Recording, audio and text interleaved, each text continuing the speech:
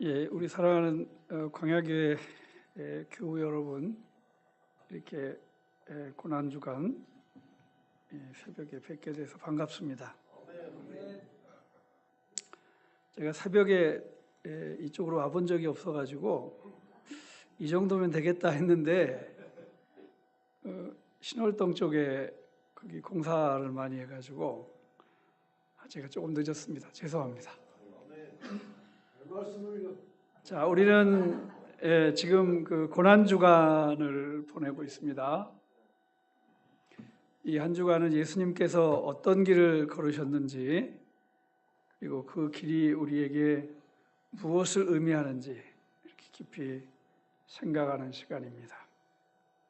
우리는 오늘 욥기 1장을 함께 읽었습니다. 좀 길지요? 그래서 새벽 시간에는 좀 본문이 좀 긴 게 좋습니다. 성경을 많이 읽고 설교를 짧게. 자, 이 본문은 인간의 고난에 대해서 성경이 얼마나 깊이 그리고 정직하게 우리에게 말해주는지를 보여주는 아주 대표적인 그런 말씀이세요. 자, 첫 번째, 고난은 반드시 죄의 결과인가? 욥기 1장은 이렇게 시작합니다. 욥은 온전하고 정직하여 하나님을 경외하며 악에서 떠난 자다. 그런데 그에게 어떤 일이 일어납니까? 오늘 우리가 읽은 것처럼 하루아침에 재산을 잃죠. 재산을 잃는 것만도 이것은 큰 어려움인데 자녀를 잃습니다. 그래서 삶의 기반이 다 무너지죠. 여기서 우리가 가장 먼저 붙잡아야 할 것은 이것입니다. 고난은 반드시 죄의 결과가 아니다. 이 욥기가 우리에게 이 고난 주간에 가르쳐주는 중요한 교훈입니다. 우리는 흔히 그렇게 생각하죠. 내가 뭘 잘못했나, 내가 벌 받나, 뭐 그런 경우도 있을 수 있습니다. 하지만 성경은 분명하게 말합니다. 욥은 죄 때문에 고난을 당한 것이 아니다. 우리의 인생도 마찬가지입니다. 지금 여기까지 오게 된 과정 속에 여러 가지 이유들이 있을 수 있습니다. 선택도 있었고 상황도 있었고 억울한 일도 있었을 것입니다. 그러나 중요한 것은 이것입니다. 고난이 곧 하나님이 나를 버렸다는 증거가 아니라는 것입니다. 자, 두 번째, 하나님은 그럼 침묵하시는가? 욥기 1장에서 이상한 장면이 나옵니다. 하나님 앞에 사탄이 등장하죠. 그리고 사탄이 이렇게 말합니다. 욥이 까닭없이 하나님을 경외하겠습니까? 이 말은 무슨 뜻입니까? 욥이 복을 받았기 때문에 하나님을 믿는다는 것이죠. 그런데 하나님은 욥을 신뢰했습니다. 그의 소유를 내 손에 맡긴다. 자, 여기서 우리는 질문하게 되죠. 하나님은 왜 이런 일을 허락하시는가? 우리 사랑하는 교우 여러분, 욥은 이 장면을 알지 못합니다. 그렇죠? 전혀 모르죠. 욥은 모릅니다. 그는 하늘에서 무슨 일이 벌어지고 있는지 모릅니다. 그저 땅에서 고난을 겪고 있을 뿐이죠. 우리도 그렇습니다. 우리는 왜 이런 일이 일어나는지 알지 못합니다. 특별히 우리 광야 공동체에 들어오신 많은 분들은 다른 어떤 분들보다 인생의 고난을 많이 경험했을 것이고, 특별히 예수님의 고난의 의미가 누구보다 더 강하게 느껴지는 분들입니다. 특별히 이 고난 주간에 우리의 어려움들을 생각하면서 예수님이 그 당하신 고난을 통해서 우리에게 주시는 은혜들을 깊이 받을 수 있는, 아마 대한민국에서 가장 좋은 위치에 고난 주간을 보내고 그 의미를 알을 수 있는 우리 교우들이 아닌가 그렇게 생각합니다. 하나님은 때로는 침묵하시는 것처럼 보입니다. 그렇죠?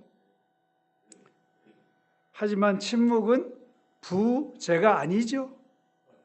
없는 것과 말 안 하지 않고 있는 것은 다른 거죠.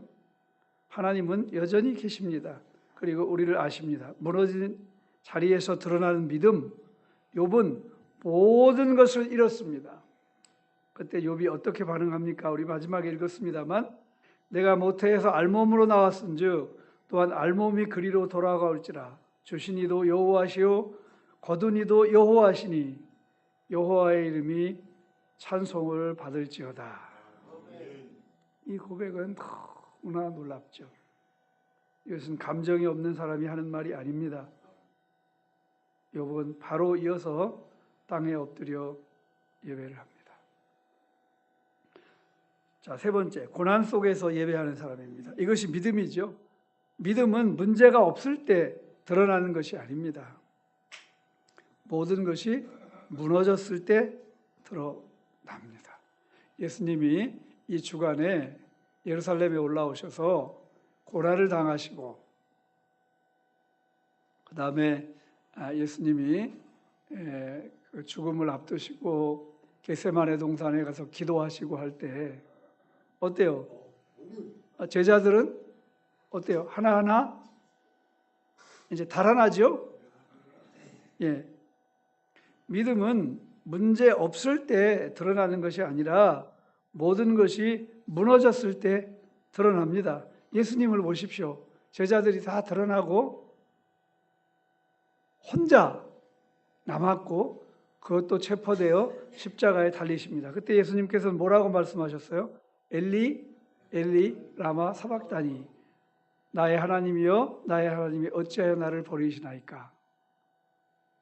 혼자 남았고 이제 예수님에게 있는 것은 하나님밖에 없는데 그 하나님조차 자신을 버리는 것과 같은 경험을 한 것이죠. 믿음은 모든 것을 잃을 수 있는 상황에서 나타납니다. 돈을 잃을 수 있고 사람을 잃을 수 있고 건강을 잃을 수 있습니다. 그러나 하나님을 잃지 않는다면, 내가 하나님을 잃지 않는다면 끝난 것이 아닙니다. 내가 하나님을 잃지 않으면 끝나지 않는다. 예수님의 고난, 욥의 고난 주간에 우리는 반드시 예수님의 십자가를 바라봐야 합니다. 욥은 이유를 모른 채 고난을 당했습니다. 그러나 예수님은 알고 고난을 선택하셨습니다. 욥은 자신의 고난을 이해하지 못했습니다. 그러나 예수님은 우리의 죄를 대신 지시기 위해서 고난을 받으셨습니다. 욥은 왜? 라는 질문 속에 있었죠. 그러나 예수님은 이것이 너희를 위한 길이다 라는 확신 속에서 십자가로 나아가셨습니다. 그리고 십자가 위에서 이렇게 외치셨죠. 나의 하나님 어찌하여 나를 버리셨나이까. 이 외침은 욥의 질문과 닮아 있습니다. 그러나 그 끝은 다릅니다. 예수님의 고난은 죽음으로 끝나지 않았습니다. 바로 이번 주일 부활절인데 부활로 이어졌습니다. 이것이 복음입니다. 저는 우리 여러분들의 삶 속에서도 반드시 이 고난을 지나 부활의 경험을 하실 수 있기를 간절히 바랍니다. 자, 우리에게 주는 메시지를 정리합니다. 우리는 각자 고난을 가지고 이 자리에 있습니다. 어떤 분은 집이 없습니다. 어떤 분은 가족과 단절되어 있습니다. 어떤 분은 몸이 아픕니다. 어떤 분은 마음이 무거워져 있습니다. 그러나 욥기 1장이 우리에게 주는 메시지는 아주 분명합니다.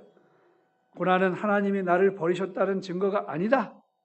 하나님은 보이지 않아도 여전히 일하고 계신다. 믿음은 무너진 자리에서 드러난다. 예수님의 고난은 우리의 구원을 위한 것이다. 그리고 마지막으로 우리의 고난은 끝이 아니다. 하나님은 우리의 인생을 여기서 끝내지 않으신다.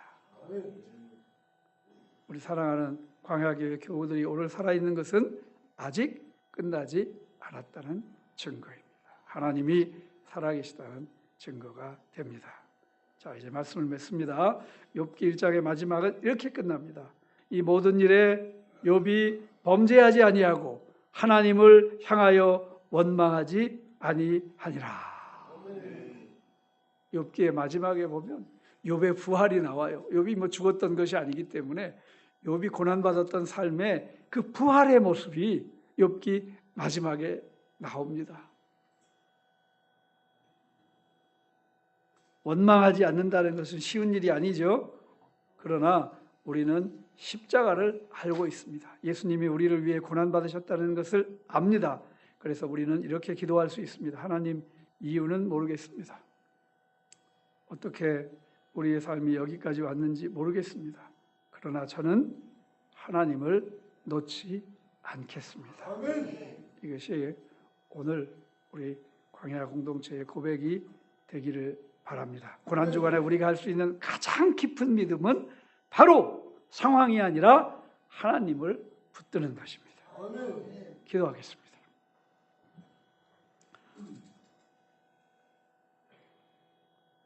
사랑하시는 하나님, 우리의 인생 속에 있는 고난을 이 고난주간 목요일 새벽 우리 주님 앞에 올려드립니다. 이유를 알지 못할 때도 우리가 주님을 놓지 않게 하여 주옵소서. 욥처럼 무너진 자리에서도 하나님을 향하여 나아가게 하시고 예수님의 십자가를 바라보며 소망을 갖게 하여 주옵소서. 우리의 삶이 끝난 것이 아니라 주님 안에서 다시 시작할 수 있게 됨을 믿게 하여 주옵소서. 오늘 이 새벽 시간에도 주님 앞에 귀한 헌금을 드립니다. 기도로 드리기도 하고 몸으로 봉사하기도 하고 여러 가지 형태의 주님을 섬김이 있지만 물질로 주님께 드리는 교우들도 있습니다. 하나님이 모든 봉사와 헌신과 주님을 향한 이 나아감을 주께서 기쁘게 받으시고 복 주시고 은혜 베푸시고 특별히 그 기도에 응답하여 주옵소서. 주님, 우리에게 주님의 주시는 그 돌봄과 이 세상의 강건과 우리가 감당하지 못한 모든 문제들을 주께서 풀어주심으로써 우리가 주님이 살아계심을 확인하고 믿음이 연약한 형제들을 붙들어주고 우리 다 함께 주의 구원, 주의 평안, 주의 은혜들을 온전히 이 땅에 누리게 하여 주옵소서. 예수님 이름으로 기도드리옵나이다. 아멘. 자, 우리 다 같이 이 시간에 합심으로 기도를 하도록 하겠습니다.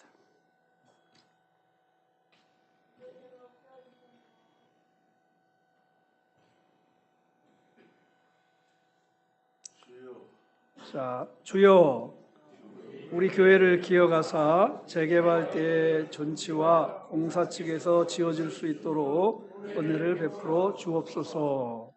주여, 위기에 처한 정혜원 장로님의 온몸에 퍼진 림프암을 치료하여 건강을 회복하여 주옵소서. 주여, 숨쉬기 힘들어 가슴을 움켜쥐는 김영규 형제님의 아픈 폐의 염증과 굳어짐을 어루만져 치유하여 숨을 쉬게 하여 주옵소서.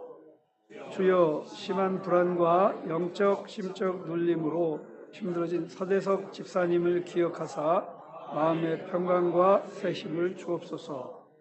주여, 관경화로 얼굴이 까맣게 변해가는 판영수 형제님의 굳어진 간을 어루만져 치료하사 건강을 얻어 하나님의 영광을 위해 살아갈 수 있도록 은혜를 베풀어 주옵소서. 주여, 교회를 나오다가 안 나오고 있는 김혜순, 임창순, 한길자, 배이자, 김성식, 강동기, 추경애, 임순희, 이혜경 성도님을 기억하사 예배에 나올 수 있도록 믿음을 주옵소서. 주여, 강희종, 종분당, 아킬레스, 부산갈매기, 주건이, 홍구, 범용, 흑갈, 흑달, 창기, 백제인 등을 불쌍히 여기사 성령의 세수를 마시고 새로워지게 하옵소서. 주여, 우리의 사역에 협력하는 후원자들의 가정과 사업과 건강 위에 은혜와 복을 주옵소서. 주여, 이영조 이사님의 신장 거름망을 깨끗하게 하여 주시고 백윤희 회장님의 파킨슨 병과 녹내장 치료를 건강케 하여 주옵소서. 주여, 우리의 나눔 사역, 복음 전파 사역, 돌봄과 중독 치유 사역, 성경 통독 사역, 순찰 사역 등을 통해 한 영혼이 구원받고 치유받게 하여 주옵소서. 예수님의 이름으로 기도합니다. 아멘. 자, 잠시 우리 한번 통성 기도하고 제가 축도하고 마치고 그 다음에 이제 개인 기도 시간으로 들어가도록 하겠습니다. 다 같이 한번 통성 기도하겠습니다.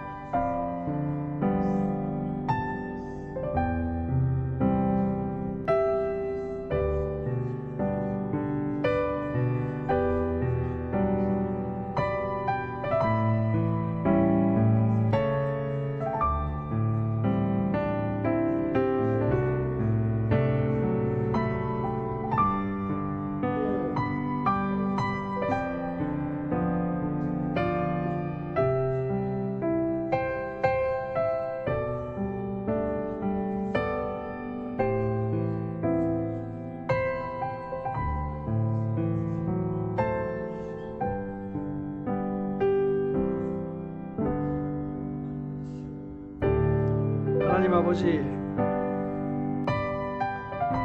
이 고난주간 이 목요일 새벽 우리를 이렇게 주님께 기도하는 자리로 인도하여 주신 것을 감사드립니다. 하나님, 오늘 욥을 통해서 고난이 무엇인지 알려주시고 우리가 고난 속에서 주시는 하나님의 은혜를 듣게 하여 주시니 감사를 드립니다. 하나님, 또 우리가 교회와 땅과 우리 자신의 기도 제목을 가지고 함께 기도하게 하여 주시니 감사드립니다.